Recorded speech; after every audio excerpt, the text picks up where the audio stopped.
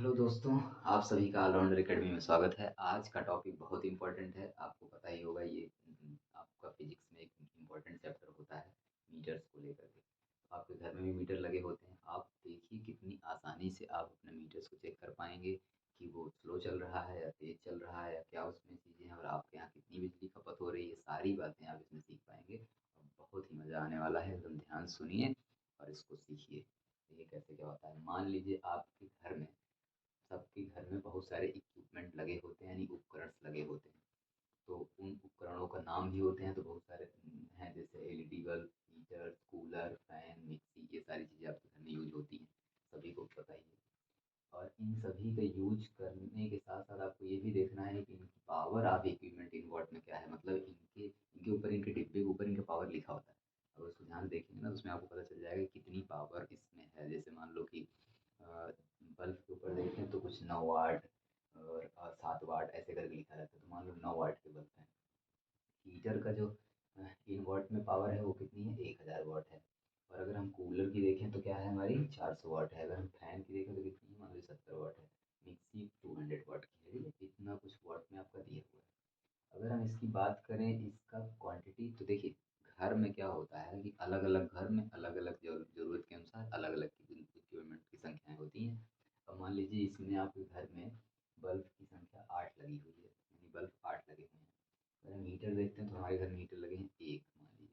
Cooler की बात करें तो 1 लगा है। फैन की बात करें तो 3 लगे हैं। और अगर मिक्सी की बात करें तो कितना लगा है, 1 लगे। तो इतना आपके घर में मान लीजिए है।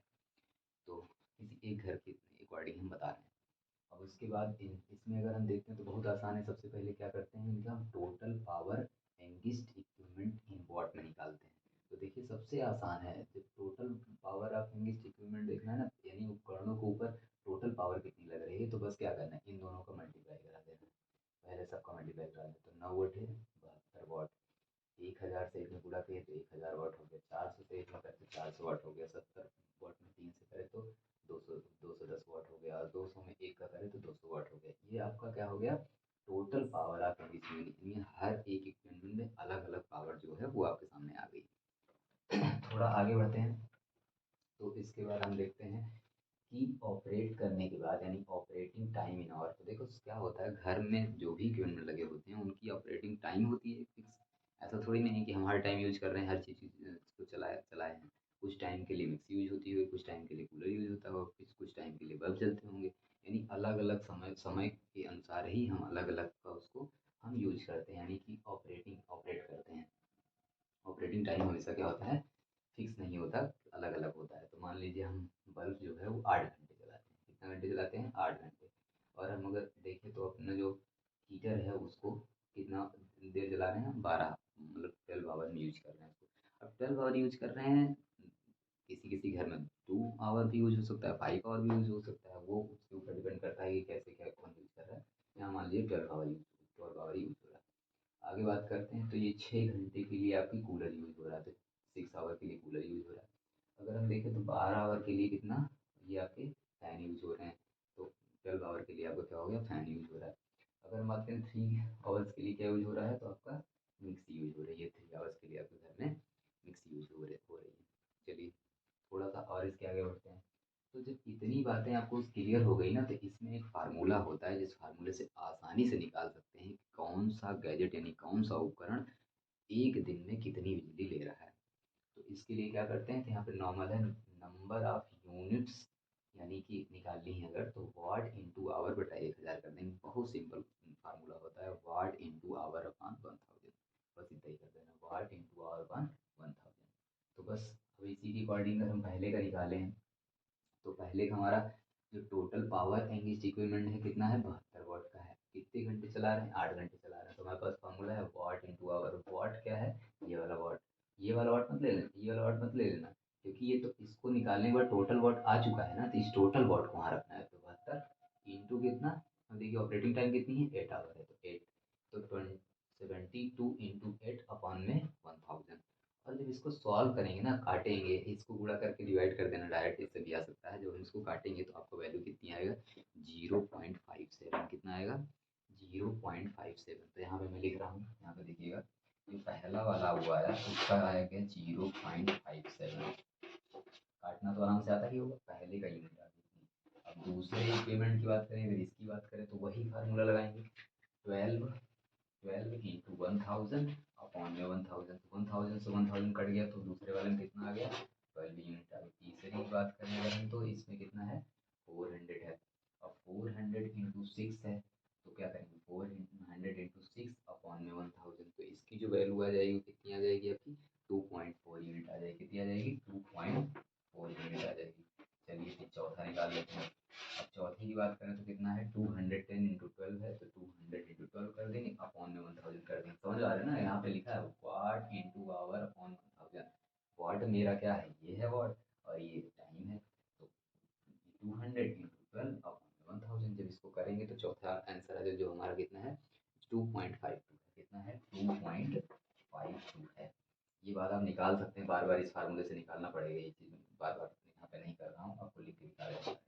और ये पांचवा है जो आपका कितना है, 200 इंटू 3 अपॉन 1000, तो 200 इंटू 3 अपॉन 1000 करो, तो जैसे ही करेंगे हमारी वैल्यू जो आएगी निकल को कितनी आएगी, 0.6 यूनिट। कितनी आएगी, 0.6 यूनिट। अब ये सारी यूनिट्स जो है ना, इसको जब जोड़ लेंगे तो आपका टोटल यूनिट आ जाएगी। क्या आ जाएगी,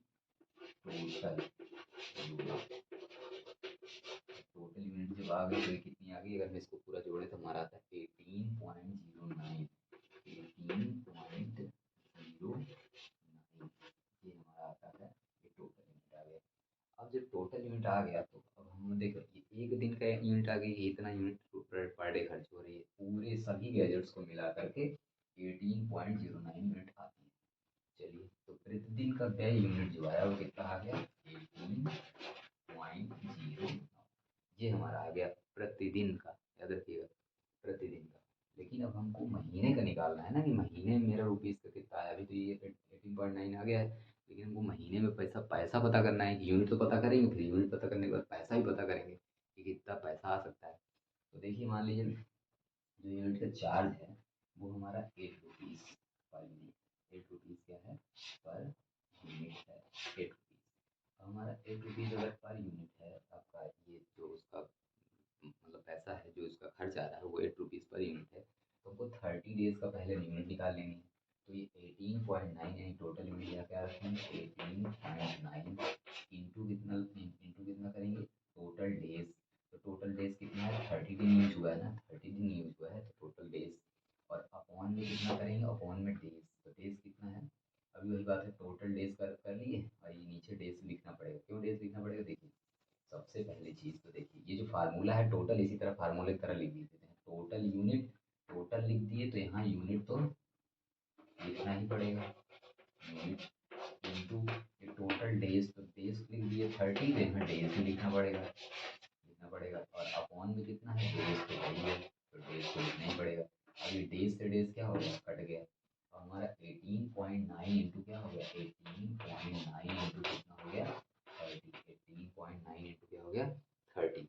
और जब 18.9 इंटू 30 करेंगे तो हमारा जो वैल्यू आएगा, अब जो आएगा ये तो कंफर्म हो गया कि यूनिट आएगी, ये जो आएगा वो क्या आएगा, यूनिट आएगा। लेकिन यूनिट ही थोड़ी पता करना है, हमको पता करना है रुपया कितना लगेगा, खर्च कितना आएगा महीने में। तो 8 रुपये के हिसाब से है पर यूनिट, और ये हमारी टोटल यूनिट है, तो बस इसी में क्या करो, कर देंगे गुणा, 8 का गुणा कर देंगे, गुणा कर देंगे, 8 का गुणा कर देंगे। तो हमारा जैसे ही 8 का गुणा करेंगे इसमें हमारी वैल्यू आएगी कितनी, 4536। हम गुणा करके लिख के रखें, 5000 कितना है, 4536, 4536 रुपये, ये हमारा जो आएगा वो क्या आएगा, यूनिट खर्च आएगा। ये कितने का, 30 दिन का आएगा, 30 डेज का आएगा। कितने डेज का आएगा, 30 डेज का आएगा। तो ये बात से तो आप ये निकाल सकते हैं कि हमारा कितना रुपया खर्च आ रहा है, कितनी सही बातें थी, ये बात हमने कर दी है।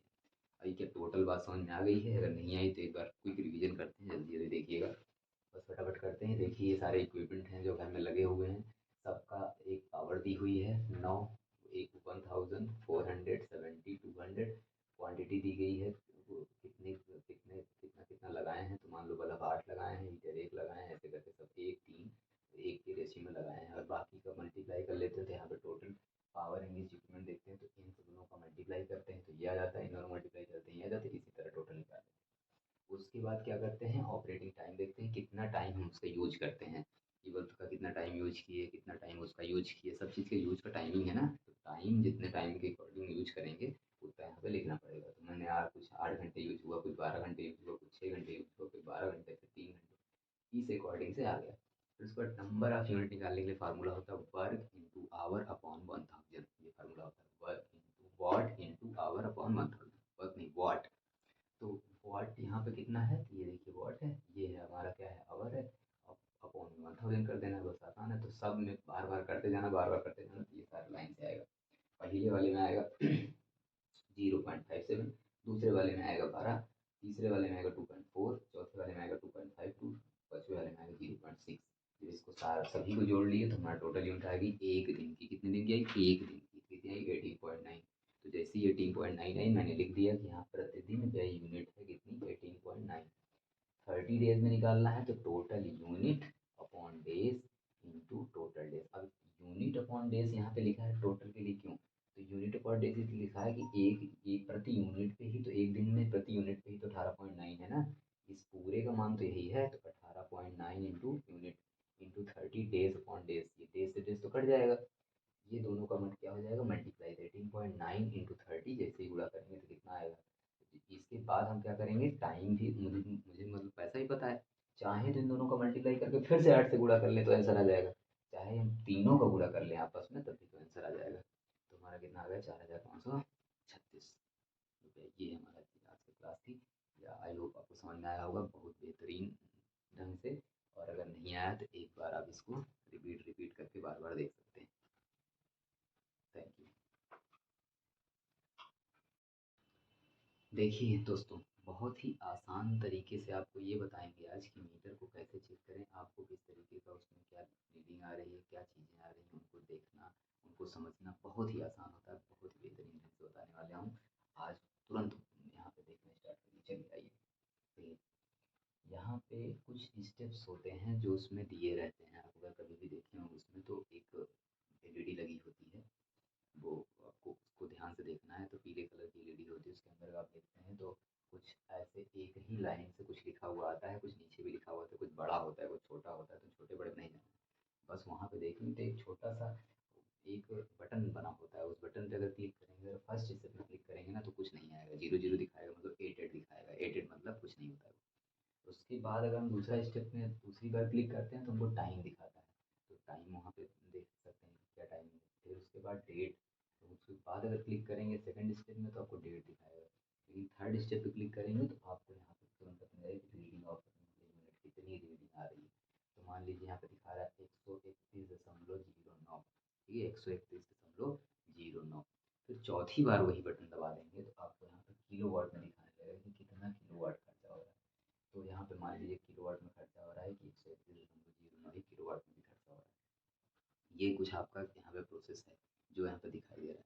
लेकिन अब इसको कैसे पता करें कि सही चल रहा है कि नहीं सही चल रहा है, कि क्या उसमें कुछ मतलब कमी है, क्या कहते हैं, कहीं स्लो तो नहीं चल रहा है या बहुत तेज़ तो नहीं चल रहा है। तेज़ चल रहा है तो नुकसान होता है, लेकिन स्लो चल रहा है तो आपको कोई फ़र्क नहीं पड़ता है। सबसे बड़ी चीज़ है कि अगर ईमानदारी दिखाएँ तो आपको फ़र्क पड़ना चाहिए। स्लो चल रहा है तो स्लो चल रहा है, इसका मतलब सरकार को लॉस हो रहा है, लेकिन आपको कोई मतलब नहीं है। आप ज़्यादातर चाहते हैं कि हमारा अच्छे से धीमा ही चले तो ज़्यादा अच्छा है। तो यहाँ पे देखिए कैसे इसको देखते हैं, अगर तेज़ चल रहा है तो कैसे देखेंगे उसको पहले देखते हैं। तो मान लीजिए आपका कुछ आपने बहुत सारे इक्विपमेंट घर में लगा रखे होंगे, बहुत सारे बल्ब वगैरह, बहुत सारा चीज़ आप जलाते होंगे। तो ये सारी चीज़ करने के लिए आपके पास टाइम होना चाहिए, इसमें कुछ कुछ घंटे लगेंगे। तो आप क्या करिए कि पूरे घर की लाइट और पूरे घर की सारी सारी इक्विपमेंट सब कुछ बंद कर दीजिए 1 घंटे के लिए। 1 घंटे के लिए पूरे सब कुछ बंद कर दीजिए। आपने सब कुछ बंद कर दिया, 1 घंटे तक बंद नहीं रखना है, बस एक जैसे ही बंद करना है सब कुछ तो कोई एक चीज़ जिसका कि वाट कितना हो, 1000 वाट का हो, यानी 1 केवी का हो, यानी 1 किलोवाट का हो, 1 KW का होना चाहिए, 1 किलोवाट का होना चाहिए। 1 किलोवाट मतलब 1000 वाट। 1000 वाट का कोई भी इंस्ट्रूमेंट, कोई भी चीज़ ले सकते हैं। 500 500 वाट की दो ले लेना, 200 200 वाट की 5 ले लेना। इस तरीके से आप बना सकते हैं, कोई भी एक कॉम्बिनेशन बनाइए जिससे कि आपका 1000 वाट ही खर्चा हो 1 घंटे में। 1 घंटे में कितना खर्चा होना चाहिए, 1 वाट, 1 किलोवाट, क्योंकि एक यूनिट कितनी होती है, 1 किलोवाट आवर। यानी कि एक यूनिट निकालने से क्या होता है, 1 घंटे में खर्च की गई किलोवाट की संख्या, यही होता है। तो जैसे ही आप उसका निकालेंगे तो 1 यूनिट आपका आएगा। अब क्या करिए, जैसे ही आपने सब कुछ बंद किया और 1000 वाट का कोई एक चीज़ चला करके 1 घंटे के लिए रख दिया, मान लें हीटर चला दिया आपने 1 घंटे के लिए, और 1 घंटे के लिए हीटर चलाया, उसके बाद आप उसको एक च चला के छोड़ दिए। 1 घंटे तक वो चल गया जब, तो पूरी टाइमिंग तो देखे रहिएगा फिक्स टाइम, 1 घंटे हो गया कि नहीं। जैसे ही 1 घंटे हो जाए तब पूरी सब कुछ उसको बंद कर देंगे।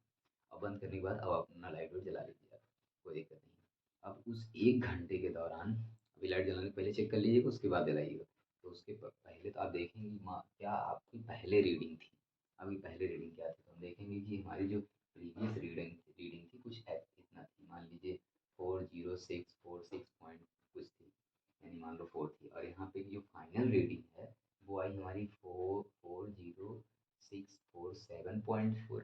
तो यहाँ पे जब इसको ध्यान से देखे ना आप, तो आपको क्या दिखा, यहाँ पे जो 6 था ना वो कितना हो गया, 7 हो गया। और यही वाला लास्ट पॉइंट जो होता है ना, यही आपकी यूनिट होती है। तो एक यूनिट बढ़ा, यानी अगर इसको घटाएंगे हम, अगर इसको हम घटाएं तो सीधा सीधा हमको दिख रहा है कि इसमें सात में से 6 एक आएगा, बाकी तो सब जीरो जीरो ही रहेगा, बाकी तो सेम सेम है ना। और एक उतरा 0.4 का, तो 0.4 सेम ही सेम है, मतलब एक यूनिट आपकी क्या हो रही है, एक यूनिट आपकी यूज हो रही है। तो हमने कितने घंटे चलाया था, 1 घंटे, और कितना 1 किलोवाट, 1 किलोवाट जलाया था 1 घंटे, तो एक यूनिट तो बनी। और एक ही यूनिट का फर्क अगर मीटर में दिखा रहा है तो मीटर बिल्कुल सही है, किसी प्रकार की कोई दिक्कत उसमें नहीं है। लेकिन मान लीजिए वो आपका यहाँ पे कुछ दिखा दिया 8, या यहाँ पे कुछ दिखा दिया 9, तो इस कंडीशन में ये समझ लीजिए कि आपका मीटर क्या है, तेज है। और वहाँ पे ज़्यादा रीडिंग दिखा रहा है, ज़्यादा रीडिंग दिखा रहा है, इसका मतलब है इसमें कुछ ना कुछ फॉल्ट है, तो वो ज़्यादा बढ़ के आएगा। और कभी कभी होता है पॉइंट के बाद वाली संख्या में गड़बड़ जाती है। पॉइंट के बाद वाली संख्या मान लीजिए 9 हो गई, पॉइंट के बाद वाली संख्या अगर 9 हो गई, तो 9 में से 5 4 गया तो कितना आएगा, 5। तो आप सोचेंगे 1.5 0.5 ही तो बढ़ा था, क्या दिक्कत है, 0.5 बढ़ा कितना, 1 घंटे में। अब वो अगर पूरा काउंट होगा ना महीने का, तो महीने काउंट होने के बाद वो 0.5 जुड़ के बहुत ज़्यादा हो जाएगा, और आपको बड़ी तकलीफ हो जाएगी। इसलिए आपको ये बात ध्यान रखनी है कि वो पॉइंट पॉइंट का भी अंतर जो आता है वो जुड़ करके ज़्यादा हो जाता है। इसलिए आपको हर एक चीज़ को वहाँ पे ध्यान रखना है कि उसमें कुछ भी अगर ज़्यादा कम आ रहा है तो तुरंत ही इसको क्या करें, बदलें, इसको सही कराएं। तो आप इस तरीके से मीटर आप कुछ इस तरीके से चेक कर सकते हैं। दूसरा, अगर कम हो रहा है, यानी धीमा चल रहा है, तो धीमा चेक कैसे चलेगा, भाई यहाँ धीमा चलेगा कि यहाँ पे 6 आ जाएगा, तो 6 से बराबर हो गया, यानी यूनिट आ ही नहीं रही है। यहाँ मान लीजिए 5 आ गया, 5 में घटा दिए 1 आ गया, तो यानी आपकी यूनिट माइनस में चल रही है। माइनस में चल रही है तो बहुत बेहतरीन है, ये कोई कुछ नहीं आएगा बिजली बिल, एकदम बढ़िया बच गए। तो इस तरीके से नहीं देखना है, अगर इस तरह का हो रहा है तो चेकिंग वाले आएंगे और मीटर चेक करेंगे, उसके बाद जाएंगे आप जेल। इसलिए आपको ध्यान रखना है कि जब भी मीटर में कोई समस्या आती है, अगर धीमा हो रहा है तब भी दिखाना चाहिए, ईमानदारी बरतनी चाहिए, और तेज हो रहा है तो तुरंत उसकी शिकायत करनी चाहिए और उसको सही करना करना चाहिए। धन्यवाद।